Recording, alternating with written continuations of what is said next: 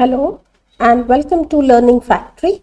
In today's tutorial, we'll be looking at how to get length, size and shape of series in Pandas. So to begin with, let us import Pandas library. So import Pandas as PD and execute this cell. So we are now having Pandas with us. Now let us try to create a series. So let's try to create a series with some values. So let's create one list of values wherein we'll be storing the names of the countries, say India, Canada, say Australia, then say Japan, say Germany, and France, right? So these are the values in our list. Let us have the index also for the series. So we'll be having the codes like for India, let's have the label IND. For Canada, let's have the label CAN. For Australia, let's have the label AUS. For Japan, let's have the label as JAP.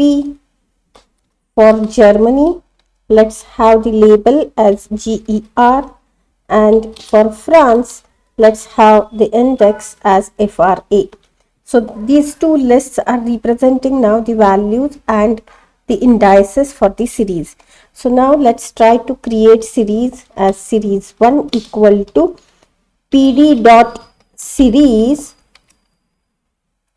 values comma code, right? And let's try to print this series so that we can understand that the series is being created. So let's execute this and see here we are having created now the series with the indices as the code and the names of the countries as the values, right? And the data type for this series is object. Many times we need to find out the number of elements those are stored in the series. So there are several ways to get that information. Let us see first how to get length of series using Python function length. So let's use here the Python function length to get the length of the series or the number of elements those are stored in the series. So let's see what we are getting. So we are getting the value 6.